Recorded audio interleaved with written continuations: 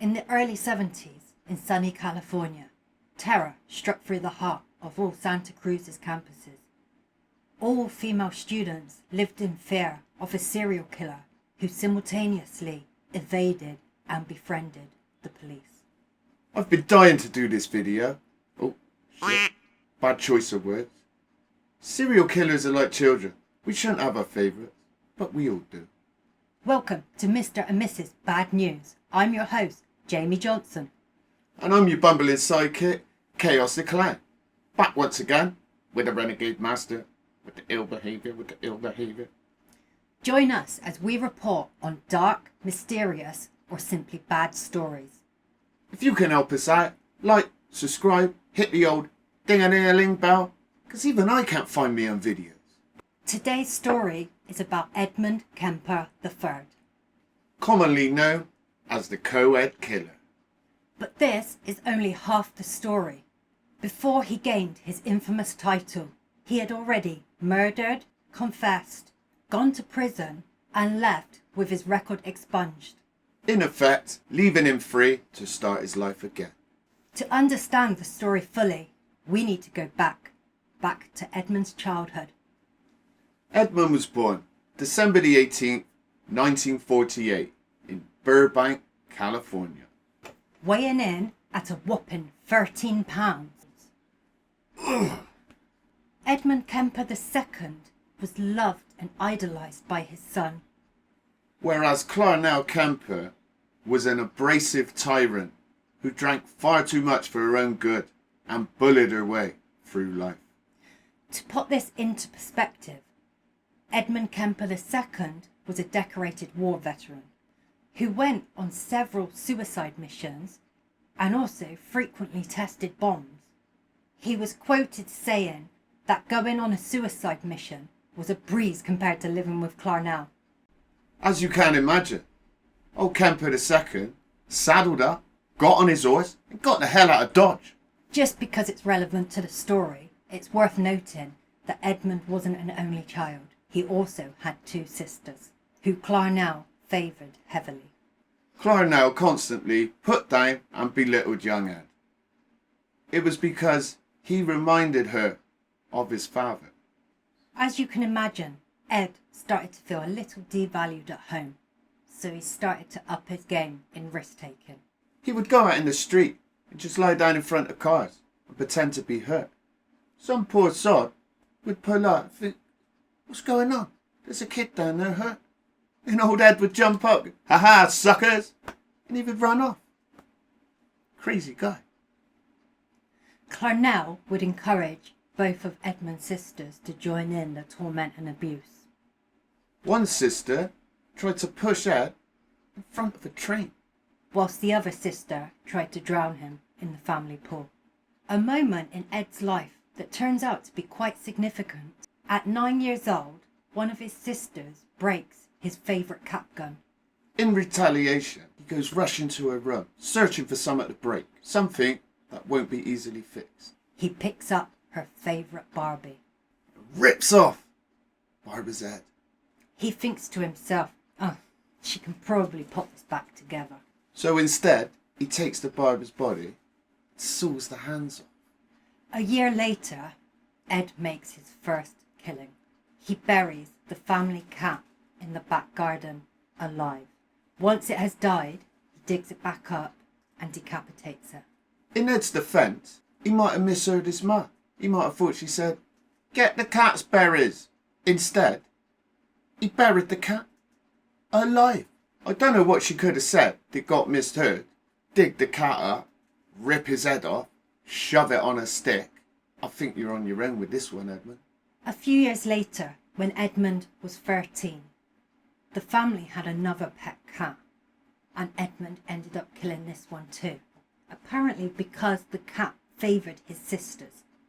After the cat had gone missing, they found out what had happened. Edmund had started keeping trophies. They found body parts in his cupboard. In 1964, Edmund had just turned 16, and he had grown to a huge 6'4". Frustrated with life at home with his mother and sisters, he decided he was going to go and find his dad. He went all the way across country and finally found him. But his dad had remarried, started a new family, and Ed felt that he was unwanted. So instead, he decided to go to his grandparents' 17-acre ranch. History somewhat repeated itself. In Edmund, he really loved his grandfather. But if he thought his mum was difficult, then his grandmother was twice as bad. This grandmother was his paternal grandmother, not Clarnell's mother. So it already looks like Edmund has got a problem with women in general.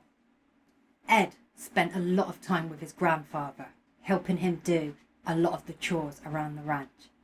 So it was only a natural progression for Ed to get given his own rifle.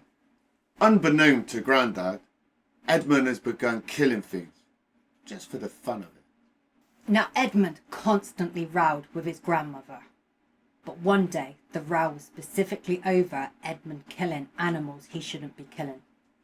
Edmund reacted to this by grabbing his rifle, going outside and shooting some more. This provoked his grandmother. And the row escalated. So Edmund, full of hate and frustration, turned the rifle onto his grandmother. And he shot her dead. The first murder was on his grandmother. It was always on the cards. She had a vicious tongue, just like his mother. Jesus said, "Ain't you ever heard of sticks and stones? It ain't sticks and stones will break my bones, and I'll shoot me bloody grandmother." While all of this was going on, Edmund's grandfather had been out at the shops running some errands. He was soon due home, and Ed started to panic. Edmund didn't want his grandfather, who he was so fond of, to know that his wife had been murdered. So Ed's solution was to kill his grandfather too. Round two was on old Grandad, who Ed was actually quite fond of. The only problem is, when old Grandford turned round to pick up the bags of shopping, Edmund blew his brains out. Ed then thought, who can I call? So he went and rang his mother, old Clarnell, and he said, "Mother, I've only gone and blown them both away." And she thought, "Thank fuck you don't live here anymore." Clarnell's advice to her son was for him to call the police and hand himself in, which was the right thing to do. But I have a feeling this was more about her getting Edmund out of her life for good. Old Edmund was sent to a Tescadero secure mental facility, where he got diagnosed with paranoid schizophrenia. This is a massive building with 1,600 patients, 800 of them sex offenders. And only 10 members of staff. So they give old Edmund an IQ test, and he scored really well. He got 136. That's already sky high. They thought, nah, this can't be right. Let's test him again. So they gave him another one, and guess what? He scored 145. That's in the top 1% of the country.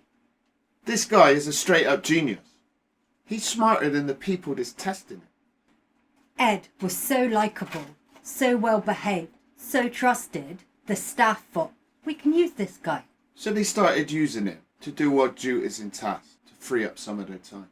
What they didn't realise is they basically gave Ed the keys to the castle. Ed would go into the office. He'd have a little snoop around, look around the place, get all the sensitive data. He would be looking through the files as he was transporting them. He was actually just accumulating answers to future tests. Call him a genius or not, I don't know. Seems pretty basic stuff to me. Ed was just logging it all in, just in case on a rainy day it'd come up on a test. Ed, on the recommendation of 3 separate psychiatrists, gets released from prison hospital after serving only 5 years. He appeared to be such a reformed character that his record was a sponge. But they had one recommendation for his release. that he couldn't go home to his mother's house. So Ed reached out to his dad and asked if he could go live with him. Understandably, his dad was like, "No way, you murdered both of my parents." So there was no choice but to return Edmund to his mother's house. Ed secretly still had desires to kill. But considering he was given a fresh start, he decided he would at least try. So old Edmund's back on road with a clean slate. So he thinks, I'm going to go on the straight and narrow. I might even try a little bit of dating. I've been locked up for years. I'll give it a go. Well, that didn't work out. I mean, silver lining. He didn't kill her. Back at his mum's house, she decides that he needs some work to keep him busy. Edmund had this idea that he wanted to be a police officer. The one dilemma, he's a giant guy. He's 6'9" and 250 pounds. I mean, it's hard to do undercover work when you look like that. So he gets rejected, but still desperate to be part of that life. Ed would go down to the local bar where all the police would drink. He would chill with them, Have a little natter. buy rounds. Essentially, he was befriending them. He described himself as a friendly nuisance. They didn't mind him. They referred to him as mild-mannered Ed, the gentle giant. What could go wrong? The irony of this is the old Bill was out looking for a serial killer. And little did they know, they had him under their nose all along. How could they miss him? He's 6'9". Ed's mum, who worked at the University of California, Santa Cruz, pulled some strings and managed to get Ed employment. It was just a little job, doing some groundswork. But it was something. Unfortunately, Ed didn't find it very fulfilling, and very quickly his mindset changed. He soon decided that he was going to live his life his own way. People refer to Ed as smart. I refer to him as an evil genius. He spent hours meticulously planning the perfect way to commit his crimes. Plotting and planning how to pick up potential victims. To his advantage, hitchhiking was huge back then. But so was Ed. Even if I got in his car, I'd be screwed. Ed did 150 dry runs, picking up hitchhiking students around the campus where he worked. This allowed him to formulate and practice the perfect move, inviting them into the car. As they sit down next to him, he reaches over and said, "Oh, sorry, I don't think the door's closed properly." He would use sleight of hand and slip a chapstick behind the door handle. So the door handle would in effect be locked from the inside, rendering anyone sat in the passenger seat trapped.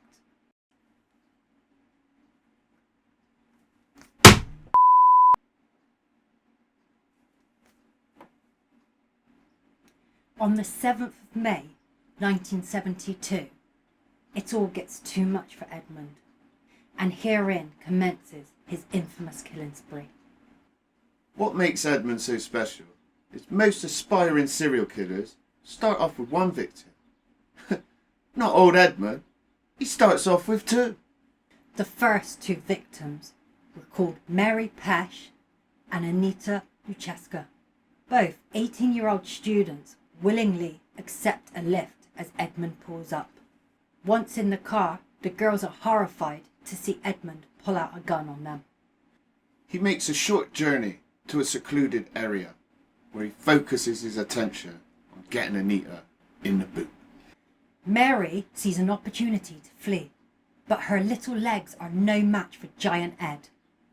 He's on her in seconds and stabs her to death.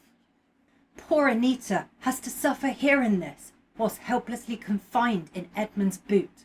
Once the screams finally stop, there are a few moments of silence. Before the boot latch clicks. And Edmund is in full frenzy and stabs Anita to death. Edmund then calmly places Mary's body in the boot next to Anita and drives home. Even evil geniuses can't account for everything.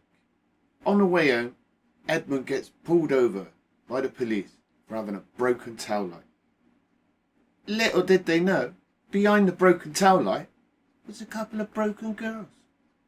Once he got back to his house, he took the girls inside, decapitated them before sexually assaulting them. After he was finished, he then needed to dismember them for disposal.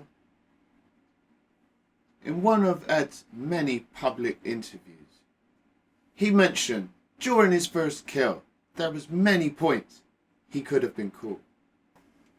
One of these being that during dismemberment, he did that in his garage with the door wide open so that any passerby or neighbour could have easily seen him had they looked in.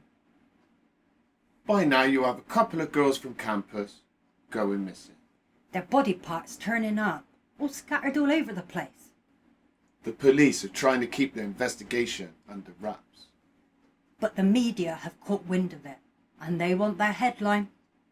They decided to label it the co-ed butcher, but the butchers rejected this, so they decided to change it to the co-ed killer. 4 months later, Ed gets the overwhelming desire to kill again. On the 14th of September, Ed finds 15-year-old Aiko Ku on her way to ballet class. She has no patience left to wait for the late bus, and as Edmund pulls up and offers her a lift, she was only too happy to accept. As they set off, she quickly realises that they're heading in the wrong direction, but this realisation happened too little too late. Aiko becomes Edmund's third victim, dying by strangulation, then being decapitated, sexually assaulted, dismembered and disposed of. By now the media, The universities, everyone was in full-blown panic.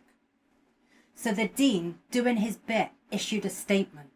He put it out on campus that anyone accepting a lift, if you have to hitchhike, make sure that on the front bumper of their car they have the campus sticker. This didn't bother Edmund, because he had the campus sticker. People should have paid more attention to the rear bumper sticker. It said, "I'm a big fan of Henry VIII." Ed went on to kill 3 more students. Rosalind Thorpe, 23, Alison Liu, 21, and Cindy Schultz, 18. All 3 were female students of the university, and all 3 were picked up hitchhiking. All 3 were subjected to the classic MO. They were killed, decapitated, sexually assaulted, and dismembered. He would bury the heads in the back garden of his mother's house, and he would dispose of the body parts by scattering them all around the area where he lived. Most people like to partake in a little bit of gardening, just for their leisure time. You know, plant the odd potato, couple of carrots, etc, etc. Not old Ed. He was planting his victims' heads. Even though Ed already owned several guns, he decided he was going to buy himself a new one. He went to the shop, did the paperwork, paid the money, waited the allotted amount of time, but this would come back to bite him on the bum. The paperwork that the gun shop owner got back had Ed's previous convictions showing through, the blacked out, redacted part. The owner felt obliged to make a phone call. Whilst no crime had been committed, he did feel concerned about this transaction. So the gun shop owner found out this bit of information that should have been redacted. No one should have found out about this, really. Old Ed's been cleared. His record's been expunged. He got the clean slate. You could call this fortunate. Or unfortunate. The gun shop owner reached out to Detective Jim Connors. When Jim asked who had purchased the gun and found out it was somebody that he knew, Edmund Kemper, mild-mannered Edmund Kemper from the bar, he was shocked. No one was keen on going to talk to Ed because of his huge size and the sheer surprise that he seemed like one thing but was actually harbouring dark and sinister secrets. Ultimately, Jim decides that he would go and have an informal chat with Ed. As he approaches the house, he notices that Ed is stood outside next to his car. Edmund waves and says, "Hello, how are you on this fine day?" Jim tells him straight. He says, "You were sold a gun, and when the checks came back, I've been made aware of your criminal history.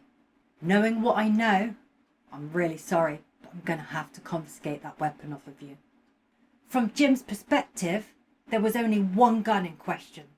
From Ed's there was many guns, and he wasn't quite sure which ones was clean and which ones weren't. When Ed gets the confiscated gun, it turns out this was one that hadn't been used in a murder yet. So he is willing to give it up and get the detective on his merry way. This whole interaction starts making Ed a bit paranoid. He's starting to think, are they onto me? Do they know? Is it a game of cat and mouse? Am I being watched? The paranoia escalates, and Edmund convinces himself that his days are numbered. Edmund quickly comes to terms with this and decides he has to act quickly to get his final murder in before he becomes discovered and is unable to fulfill his final wishes. To kill my mother, the woman who's terrorised me my whole life. Old Clarnell. Preparation is his one constant, so he goes out to have a few drinks and consider how to enact his endgame. It takes a few hours, but by 4 a.m, he knows what he wants to do. He goes home in the early hours, and he finds his mum sat up in bed reading a book. Edmund walks in, and she looks up from her book and says, "Oh, bloody hell, Ed, I suppose you want to sit up all night talking?" Ed replied, "I only wish I did, mother." He left her bedroom, only to return minutes later with a hammer and stoved her head in until she was dead. In Ed's head, the game was up, so he was going to make the most of his last kill. He considered what extra could he do to savour it. He started chopping her up, and then he thought, no, I'll decapitate her. He did unthinkable things to the head. He then placed it on the mantelpiece before throwing darts at her face and screaming all his built-up frustrations from over the years. Ah! Ah! Ah! Ah! Ah! At some point, it occurred to Ed that his mum's best friend Sally was due to come over for a pre-arranged catch-up. Ed sees the opportunity for an extra bonus kill and extending the endgame somewhat. Unable to wait for her to arrive at the pre-arranged time, he called Sally and said that his mother had asked if she could come over earlier than the pre-arranged time. Sally agrees and promptly arrives, completely unsuspecting that she is about to die. She lets herself into the house as she would normally do. As she steps in, Edmund jumps out with a hammer and kills her. So now Ed's got a little bit of a clean-up on his hands. From his perspective, the pressure was on and his time was running out. So he did what he could to hide the devastation and make the house look somewhat presentable. This is where Ed seems to unravel quite quickly. He gets in the car and drives aimlessly. He drives for 3 days straight. No sleep. Paranoia in overdrive. Radio on. Listening for any news of his demise. But nothing. This upsets Ed, and after 3 days of nothing happening and no one noticing, he makes the decision to pull over and hand himself in. What does he do? He rings the police station and asks to speak to old Jim Connors. I bet Jim regrets ever befriending Edmund Kemper. They tell Jim they've got Edmund Kemper on the phone confessing to several murders. Even knowing his history, at first they all thought it was some kind of prank, as mild-mannered Ed surely was not the serial killer they had all been searching for. They put Ed through to talk with Jim directly, and Ed proceeds to tell him everything in such detail that it dawns on Jim he must be telling the truth to know all these facts. Jim tells Ed to wait where he is and he's going to send a patrol to come and pick him up. Mild-mannered Ed was true to his word and just patiently waited for the policeman to come and pick him up. He calmly surrendered and went with them. They first made a stop to Edmund's mum's house. They walked in, and initially it looked like someone had gone away on vacation. It was clean, tidy, no personal belongings lying about. Next, as per Edmund's details, they went to his mum's room, flipped the mattress, which unveiled the bloodbath that had occurred only a few days previous. Next, they noticed a little note that had been left by Ed before he embarked on his driving spree. It simply said, "Sorry for the mess," implying that a monster serial killer felt remorse for the police or people who would have to clean up his brutal murders. Edmund is arrested and charged with 8 counts of first-degree murder. Fortunate for him, he's in a state where there is no death penalty, so he was given 8 concurrent life sentences and is currently still alive and serving his sentence in California's medical facility, Vacaville. He has regular parole boards to assess if he is ready to return to society, but has been rejected and unsuccessful since 1979. Edmund has accepted that he will never be let out, so he currently is no longer partaking in the whole parole board process.